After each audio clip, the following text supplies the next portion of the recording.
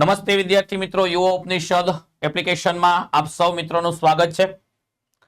અને આપણી સામે એક નવા પુસ્તકનું નજરાણું લઈને આવ્યા છે. એનસીઈઆરટી જીસીઈઆરટી આધારિત પાર્ટ 2 જે આપણું છે એની અંદર ખાસ કરીને પીએસઆઈ માટે ઉપયોગી અને બીજી અન્ય કોઈ પણ એક્ઝામ માટે ઉપયોગી અર્થતંત્ર અને પર્યાવરણની બુક્સ. મિત્રો આ પહેલા આપણે પાર્ટ 1 એનસીજીસી ની પાર્ટ 1 બુક્સ આપણે લોન્ચ કરી દીધી છે. એની અંદર ભવ્ય પ્રતિસાદ 3 વિષયો ઇતિહાસ છે, વારસો છે અને ભૂગોળ છે. અને સાથે હવે માર્કેટની અંદર પાર્ટ 2 જે ખાસ કરીને પીએસઆઈ માટે અને આવનારી સીસી મેઇન્સ એક્ઝામ માટે અથવા તો જીપીએસસી ની કોઈ પણ એક્ઝામ માટે. સાહેબ જીસીઆરટી એનસીઆરટી તો એવો વિષય છે ને કે બધી પરીક્ષાનું પહેલું પગથિયું છે. એટલે સાદી ભાષામાં એમ કહેવાય કે ભાઈ વન સ્ટોપ સોલ્યુશન. ક્લાર્ક થી લઈને કલેક્ટર બનવા સુધીની સફર જો તમારે કરવી હોય તો ભાઈ એનસીજીસી ની બુક્સ તમારે વાંચવી પડે. અને બીજી વિદ્યાર્થી મિત્રો, હું મેં આગળ વિડીયો બનાવી ચૂક્યો છું. તો સાહેબ આપણી બધાની આપણે જેટલા વિષયો છે, આપણે કોમ્પિટિશન એક્ઝામમાં જેટલા વિષયો આવે છે, ઇતિહાસ છે, ભૂગોળ છે, વારસો છે, પર્યાવરણ છે, અર્થતંત્ર છે, વિજ્ઞાન છે, એ દરેકની આપણી એનસીઈઆરટી, જીસીઈઆરટી, એનઆઈઓએસ અને તમિલનાડુ બોર્ડ આ 4 આધારભૂત સ્ત્રોત કે જે આપણે મહત્વના સ્ત્રોત કહી શકાય, એની આપણે સેપરેટ બુક તો છે જ. તો એના માટે અલગ કેમ છે તમે બુક્સ બનાવી, એના માટેનો મેં વિડીયો બનાવી ચૂક્યો છું કે આ બંને પુસ્તકોમાં કઈ રીતે અલગ પડે છે. તો એ માટે તમે વિડીયો જોશો તો તમને વધારે સમજ પડશે. અત્યારે આપણે ડિટેલ્સના ચર્ચા નથી કરતા, બરાબર. શામાં કઈ બુક્સ વસાવી જોઈએ, અમારે સેપરેટ ઇતિહાસ વાંચવો જોઈએ, સેપરેટ પર્યાવરણ વાંચવું જોઈએ કે સેપરેટ ભૂગોળ વાંચવું જોઈએ, અથવા આપણી આ પાર્ટ 1, પાર્ટ 2 અને હવે પાર્ટ 3 આવશે. તો પાર્ટ 3 ની અંદર આપણે જે બંધારણ છે, પછી વિજ્ઞાન ટેકનોલોજી છે, એ પાર્ટ 3 માં આવશે. બરોબર. તો તમે 1, 2, 3 આ 3 બુક વાંચવી છે કે પેલી 10 બુક વાંચવી છે? એ વિડીયોમાં તમને વિદ્યાર્થી મિત્રો ખૂબ જ સરળતાથી માહિતી આપી દીધી છે. એટલે તમે જોવા નમ્ર વિનંતી. આપણી પાસે સાહેબ એક જ હવે એનસીજીસી ની સિરીઝમાં સેપરેટ બુક બાકી છે, એ છે ભારતનું બંધારણ. એ આવી જશે. ઓકે. તો સાહેબ આ એનસીજીસી વિદ્યાર્થીઓ તકલીફ હોય છે અર્થતંત્ર પર્યાવરણ સમજવામાં, તો કઈ રીતે છે સાહેબ ચર્ચા કરીએ. અને સાહેબ આપણા જસ્મીન સર એ પુસ્તકની વિશેષતા સાહેબ જણાવો વિદ્યાર્થી મિત્રોને.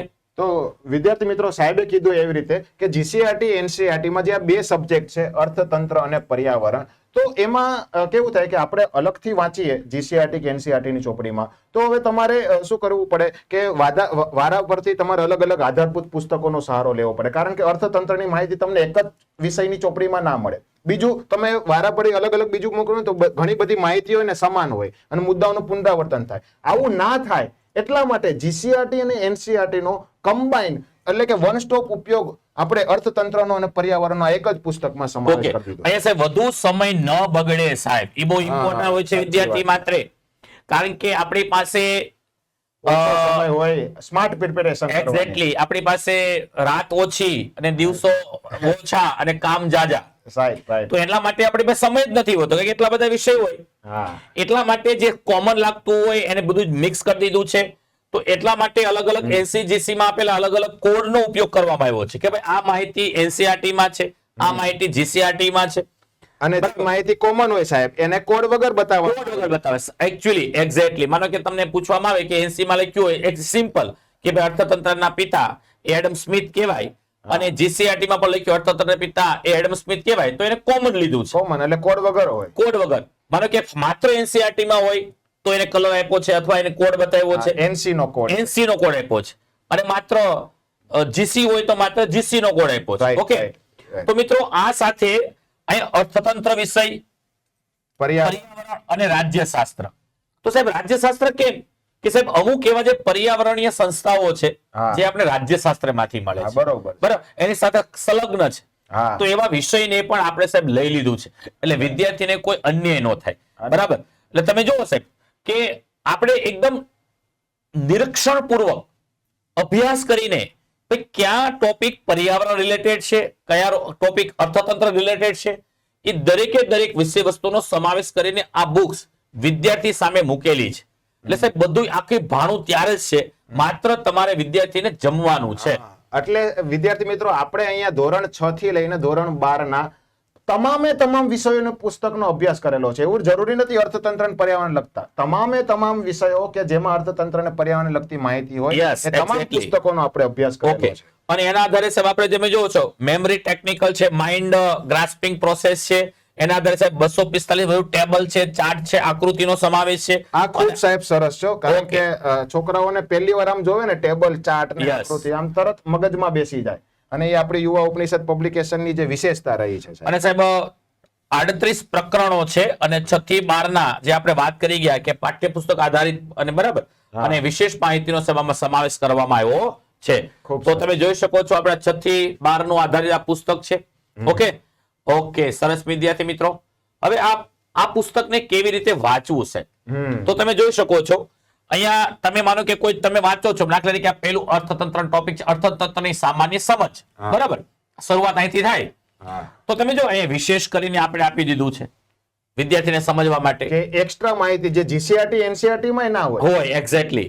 તો તમે જુઓ એક સાહેબ સમજાવું જોઈએ. એક સાહેબ અર્થશાસ્ત્રના વિષયને પહેલા રાજકીય અર્થતંત્ર તરીકે ઓળખવામાં આવતો હતો. બરોબર. 19મી સદીમાં આલ્ફ્રેડ માર્શલે તેનું નામ ઇકોનોમિક્સ આપ્યું સાહેબ. બરોબર. એટલે આ માહિતી જાણવા જેવી માહિતી કે જે એનસી માં પણ ન હોય અને જીસી માં પણ ન હોય. હા. તો એને આપણે સાહેબ અહીંયા એક વિશેષ તરીકે આપી દીધું છે. એટલે કહેવાય ને સાદી ભાષામાં જેમાં પછીનો મુખવાસ હા કઈક કુછ નયા.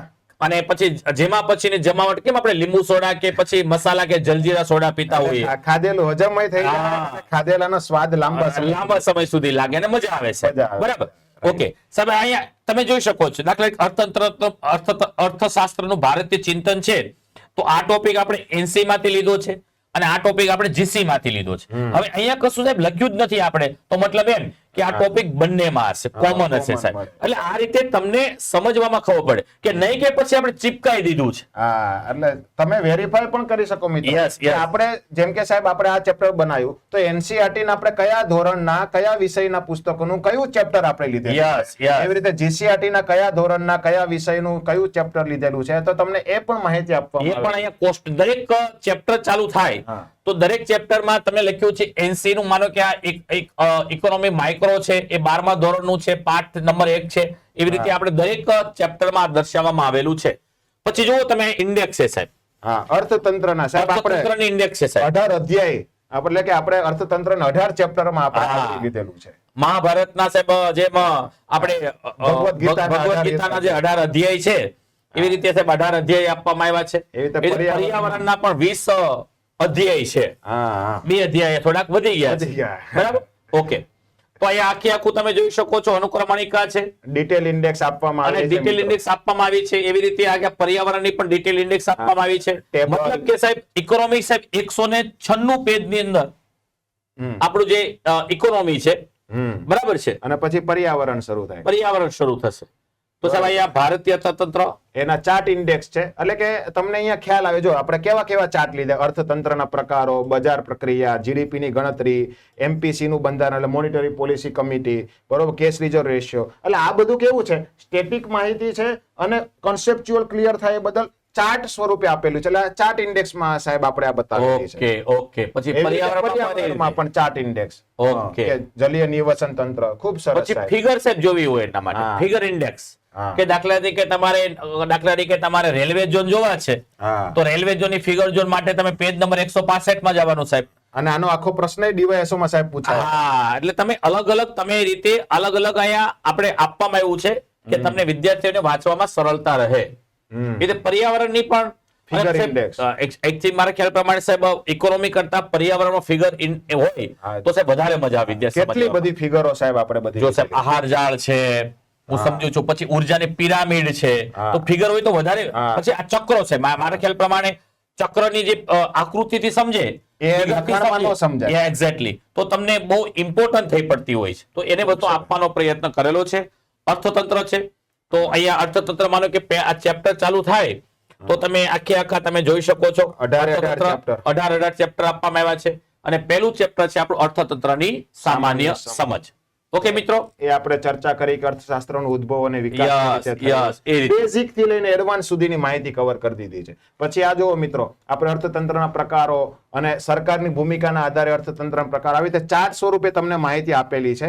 એટલે તમને શું થાય, લખાણ સ્વરૂપે વાંચો GCNC માં, એના કરતા ચાર્ટ સ્વરૂપે વાંચો ને તો તમને લાંબા સમય સુધી યાદ અરે રહે. આવું થોડુંક સાહેબ એક્સ્ટ્રાઓર્ડિનરી હોય ને આપણે સાહેબ અહીંયા અલગ રીતે દર્શાવવાનો પ્રયત્ન કરવામાં આવ્યો છે, વિશેષ તરીકે જેનાથી આમ વિદ્યાર્થીઓને સાહેબ નજરે ઉડે અને જે ઇમ્પોર્ટન્ટ વસ્તુ છે એને અહીંયા દર્શાવવામાં પ્રયત્ન કરવામાં આવ્યો છે.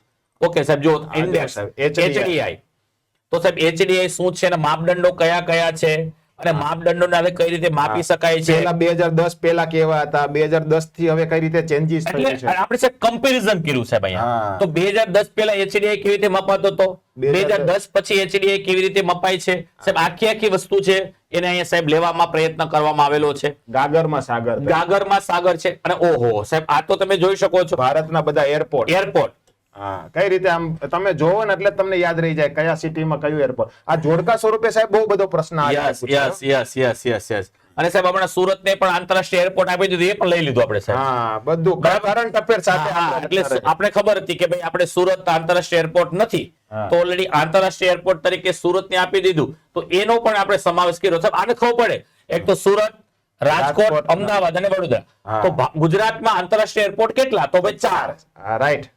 તો અહીંથી આપણે સાહેબ ખબર પડે, સામાન્ય અર્થથી ખબર પડી જાય વિદ્યાર્થીઓને, તો અહીંયા સાહેબ આપી દેવામાં આવ્યું છે. ખૂબ સરસ. એવી રીતે સાહેબ જો આ ટકાઉ વિકાસના લક્ષ્યો, SDG, આપણે જે Sustainable CCTV Development પરીક્ષા છે ને એમાં મુખ્ય પરીક્ષા આવી. Yes, એમાં yes. મુખ્ય પરીક્ષામાં સસ્ટેનેબલ ડેવલપમેન્ટ ગોલ પ્રિલિમમાં તો કામમાં, પણ મુખ્ય પરીક્ષામાં ખૂબ જ કામમાં આવે. Yes. અને એમાં આપણે ગોલ્સ તો આપ્યા, પરંતુ આ ગોલ દરેકે દરેક ગોલ માટે ભારતની કઈ કઈ યોજનાઓ છે એ પણ આપણે સમજાવવામાં આવેલું છે. એક્ઝેક્ટલી સાહેબ, આપણે જે સસ્ટેનેબલ ગોલ 2030 સુધી આપણે સાકાર કરવાના છે, હા, એમાં 17 જેટલા ગોલ છે, 169 જેટલા એના લક્ષ્યો છે સાહેબ. હા, બરાબર બરાબર છે. તો એ લક્ષ્યોને આપણે પ્રાપ્ત કરવા માટે જો ગરીબી નાબૂદી, તો એ આખી ભૂખમરોની નાબૂદી, સુખ આરોગ્ય છે, ગુણવત્તાભર શિક્ષણ છે, હા. અને એ તો બધી વસ્તુ છે જ. અને એ આપણા ભારત સરકારની કે ગુજરાત સરકારની આ બધા જે 17 ગોલ છે એને પામવા માટે અથવા લક્ષ્ય કરવા માટે હા. કેવી કેવી યોજનાઓ છે એ પણ અહીંયા દાખલા તરીકે જો ગરીબી નાબૂદી માટે મનરેગા છે, પ્રધાનમંત્રી ગરીબ કલ્યાણ યોજના છે, આયુષ્યમાન ભારત છે, જે એના માટે સાકાર કરે છે અને આપણે ગોલ સુધી આપણને લઈ જાય છે.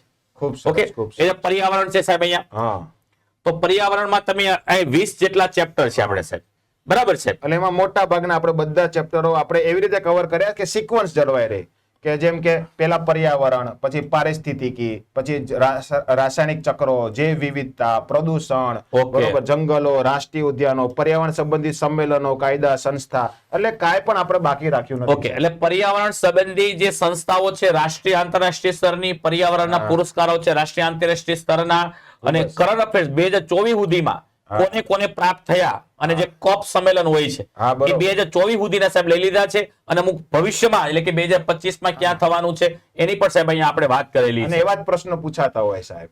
Okay. જો મિત્રો કે જેમ પર્યાવરણનું પેલું ચેપ્ટર છે તો આપણે પેલા અહીંયા માહિતી આપી દીધી કે GCRT NCERT માં કયા ધોરણનું તમે કયા કયા ચેપ્ટરો આપણે લીધેલા છે. Yeah. એવી જ રીતે અહીંયા ઓકે બધે કોડ સાથે અને કોડ વગરની હોય કોમન માહિતી હોય, અને એવી જ રીતે પર્યાવરણના સ્વરૂપને જો આપણે આ રીતે ફિગર થકી બતાવવામાં આવેલું છે. અને અહીંયા તમે સાહેબ જો જીવાવરણ કોને કહેવાય, જીવાવરણનું આખું તમે અહીંયા તમે જોઈ શકો છો કે ફિગરના માધ્યમથી સાહેબ હા. બતાવવામાં આવ્યું છે. વાતાવરણના પછી સ્તરો. વાતાવરણની પેલી ટોપોસ્ફિયર, એક્ઝોસ્ફિયર, મેસોસ્ફિયર જે હોય છે એને કયા અલગ અલગ સ્તર સુધી સ્તરો. તમે અહીંયા તમે જોઈ શકો છો. જો આખી કેટલા 0 થી કિલોમીટર ને હોય. 12 થી 50 ને 50 થી 80 આ શોભાવરણ, સમતાપ, મધ્ય અને ઉષ્માવરણ. હા, ખૂબ સરસ. બરાબર છે, બરાબર છે સાહેબ. જબરદસ્ત માહિતી આપેલી છે. અને આ તો તમે જોઈ શકો છો કે સાહેબ અહીંયા ચક્રો હા, આપણે વાત નાઇટ્રોજન કરી. ચક્ર. હા, નાઇટ્રોજન ચક્ર, ઓક્સિજન ચક્ર છે, કાર્બન ચક્ર કાર્બન છે. ચક્ર છે, બરાબર, સલ્ફર ચક્ર છે. એટલે આ રીતે સાહેબ ઓકે લાઈવ ફિગર હોય ને, હા. છોકરાને ફિગર જોઈને જ આખું ચક્ર ક્યાંથી ક્યાં પ્રક્રિયા થાય ને બધી આઈડિયા આવી જાય. Okay. લખાણ વાંચવું જ ન પડે. એ બકરી એટલે બધા પ્રાણી સમજી લેવાના છે, હા. બરાબર. એનો મતલબ બકરી નહીં, પછી એમાં ગાય આવે ને ભેંસી આવે ને બધા આવે કોઈ છે. પણ ઓકે પ્રાણી હોય એનું મૂત્ર આમાં હા, નાઇટ્રોજન એટલે બધા જમીનમાં બકરી નહીં સમજતા ખાલી એમ, બધા પ્રાણી સમજવાના. ઓકે સાહેબ. ખૂબ પછી સરસ. પર્યાવરણ સાથે સંકળાયેલા વ્યક્તિઓ જે બહુ ઇમ્પોર્ટન્ટ છે એની પણ અહીંયા પોતાને પર્યાવરણ સાથે શું પ્રદાન આપ્યું એ દરેકની વાત સામે અહીંયા કરવામાં આવેલી છે સાહેબ. ખૂબ સરસ, ખૂબ સરસ. પછી આપણે આ જે પુરસ્કારો છે જેમ કે એમાંય પાછા સાહેબ ગુજરાતના પુરસ્કારો અને ભારતના પુરસ્કારો Okay. અલગ અલગ જેમ ગુજરાતમાં પર્યાવરણ ક્ષેત્રે આવતા જેમ કે વન પંડિત છે પછી Okay. ભારતના અને વિશ્વના પુરસ્કારો આપણે અલગ અલગ આપેલા છે Okay, એટલે okay. એક બહુ જબરદસ્ત વેચાણ એટલે કરે છે. અહીંયા તમને કહેવાય ને કે ભાઈ આ ભારતના માં પર્યાવરણ ક્ષેત્રે કોઈ ઉત્કૃષ્ટ પ્રદાન કરનાર વ્યક્તિ કે સંસ્થાને આપવામાં આવે રાષ્ટ્રીય કક્ષાનો અને આંતરરાષ્ટ્રીય કક્ષાનો પુરસ્કાર આપવામાં આવતો હોય છે. ઓકે, ખૂબ ચાલો સરસ. ઓકે વિદ્યાર્થી મિત્રો, તો આપણા પીએસઆઈ અને કોન્સ્ટેબલ માટેનો ઓલરેડી આપણો જે બેચ છે, જે તમારે ગુજરાતની અંદર આપણે ખ્યાલ છે 12,472 જેટલી વેકન્સી આવી ચૂકી છે. તો એના માટે હવે રાહ જોવાની જરૂર નથી અને આપણા ગુજરાત પોલીસ ભરતી બોર્ડ દ્વારા ચોક્કસ ટાઈમ ટેબલ આપી દેવામાં આવ્યું છે. આ તારીખે ફોર્મ ભરાશે, આ તારીખે ફિઝિકલ લેવાશે, આ તારીખે પીએસઆઈ કે કોન્સ્ટેબલની લેખિત પરીક્ષા લેવાશે. ટોટલ કાર્યક્રમ સાહેબ જાન્યુઆરી ફેબ્રુઆરીમાં સાહેબ પતવાનો છે સાહેબ. અને હવે સાહેબ હવે કહેવાય કે હવે સરકારે તો બધું રેડીમેડ કરી દીધું પણ આપણે હવે રેડી થવાની જરૂર તો છે. એના રેડી થવા માટે આપણે યુવા ઉપનિષદ એપ્લિકેશન છે, એના માટે પીએસઆઈ કોન્સ્ટેબલ નો ઓલરેડી 6.5 કલાકે સાંજે દરરોજ 2 કલાક 6.5 થી 8.5 કલાક સુધી આપણો કોર્સ ચાલી રહ્યો છે. Live batch. વિદ્યાર્થીઓ સાહેબ પ્રતિસાદ સારો આપી રહ્યા છે. બરાબર, કારણ કે આગળ આપણે ઘણા બધા જીપીએસસી છે, ફોરેસ્ટ ગાર્ડ માટેનો છે, હાઈકોર્ટ પ્યુન છે, બરાબર, ટેટના આપણે જબરદસ્ત project. લાઈવ બેચ ઓલરેડી કરી ચૂક્યા છે. અને જે અમારા વિદ્યાર્થી કરી ચૂક્યા છે એને પૂછજો કે યુવા ઉપનિષદ લાઈવ બેચ કેવો છે. એ હા પાડે તો લેવાનો, ના પાડે તો પછી નહીં લેવાનો. અને બીજું મિત્રો તમારે આ બેચ નહીં તમારે ફ્રી ડેમો લેક્ચર જોતા હોય તો આપણે YouTube ની ચેનલ ઉપર તમને છે જ. મળી જાય. અને સાથે સાથે આપણા બુક્સમાં સાહેબ કશું ના કેવું પડે. એટલે આપણો જે કોર્સ છે વિથ મટીરિયલ્સ વાળો અને વિધાઉટ મટીરિયલ્સ વાળો. જો તમે વિથ મટીરિયલ્સ લેશો તો આ 10,000 નો કોર્સમાં સાહેબ 5,000 ની મૂલ્યની કિંમત વાળા તો પુસ્તક મળવાના છે. અને એ પાછા ઘેરે બેઠા, હા બરાબર, ઘેરે બેઠા તમને બુક્સ મળશે. ઓકે, તો એ પણ સુવિધા છે. એવી રીતે કોન્સ્ટેબલનો પણ લક્ષ્યભેદ બેચ છે આપણો. એમાં પણ તમને માતબર કક્ષામાં 4,000 ના તમને પુસ્તક મળવાના છે અને એની 8,000 રૂપિયા બુક સાથે અને વિધાઉટ બુક સાથે 6,000 રૂપિયા છે. અને બીજી વસ્તુ કે આ જે કોર્સ છે એ તમે 15 મહિના સુધી તમને સાહેબ રેકોર્ડેડ ફોર્મમાં પ્રાપ્ત થશે. શું વાત છે. 15 મહિના સુધી તમને પ્રાપ્ત થશે. એટલે તમે ગમે ત્યારે તમે આ કોર્સ જોઈ શકો છો. આ સાથે આપણી વણઝાર યુવા ઉપનિષદના પબ્લિકેશનની સતત બુક્સ આપણી આવતી રહે છે. વિદ્યાર્થી સારો પ્રતિસાદ આપી રહ્યા છે. આજે ઉત્તર ગુજરાત હોય, દક્ષિણ ગુજરાત હોય, મધ્ય ગુજરાત હોય કે સૌરાષ્ટ્ર હોય, ઓલ ઓવર ગુજરાત કોઈ પણ લાઇબ્રેરીમાં અથવા તો કોઈ પણ વિદ્યાર્થી કોમ્પિટિશન એક્ઝામની તૈયારી કરે છે એ વિદ્યાર્થીના હાથમાં યુવા ઉપનિષદ પબ્લિકેશનની બુક્સ હશે એવું અમે નથી કહેતા. વિદ્યાર્થીઓ ટ્વીટ કરે છે, વિદ્યાર્થીઓ કોમેન્ટમાં લખે છે અને અમે દિલથી આ બધી બુક્સ બનાવતા હોઈએ છીએ અને તમારા માટે બનાવશું. ઓકે વિદ્યાર્થી મિત્રો, તો આ થયું પાર્ટ 2 નો આપણો પુસ્તક પરિચય. અને હવે આપણી એક પાર્ટ 3 એનસીઆરટી જીસીઆરટી બેજ જે આપણે સાયન્સ ટેકનોલોજી છે અને પર્યાવરણ છે અને જનરલ સાયન્સ છે, માફ કરજો બંધારણ છે, એ આવવાની છે. ઓકે, તો શોર્ટ ટાઈમ આવશે. સાથે સાથે આપણી સેપરેટ બુક, ફરીથી હું એકવાર બોલું છું, સેપરેટ બુક્સ તો ઓલરેડી દરેક વિષયની છે જ, બરાબર. દરેક વિષયની આપણી સેપરેટ બુક, ખાલી એક જ આપણી આ બધી સેપરેટ બુક છે આપણી જીસીઆરટી જીસીઆરટી એનસીઆરટી તમિલનાડુ અને એનઆઈઓએસ. એક જ આપણી બુક્સ બંધારણની બાકી છે અને એ શોર્ટ ટાઈમમાં આવી જશે. ઓકે વિદ્યાર્થી મિત્રો, તો યુવા ઉપનિષદ પબ્લિકેશન, એપ્લિકેશન અને ફાઉન્ડેશનના સંગે તમારી જે સ્પર્ધાત્મક પરીક્ષા સરકારી નોકરીમાં જવાની જે આપનું સ્વપ્ન છે અને એ સ્વપ્નને સાકાર કરો અને આપનું, આપણા સમાજનું, આપણા કુટુંબનું નામ રોશન કરો. એ જ અભ્યાસના સાથે વંદે માતરમ. અને બીજું મિત્રો, આ પુસ્તક પરિચયનો વિડીયો સારો લાગ્યો હોય તો વિડીયોને લાઈક કરી, ચેનલને સબસ્ક્રાઇબ કરી, આ માહિતી વધુ ને વધુ વિદ્યાર્થી સુધી શેર કરો જેથી તમને જેમ લાભ મળ્યો છે એવી રીતે બીજા વિદ્યાર્થીઓને પણ લાભ મળી શકે. ખૂબ ખૂબ આભાર. Thank you. જય હિન્દ, જય ભારત.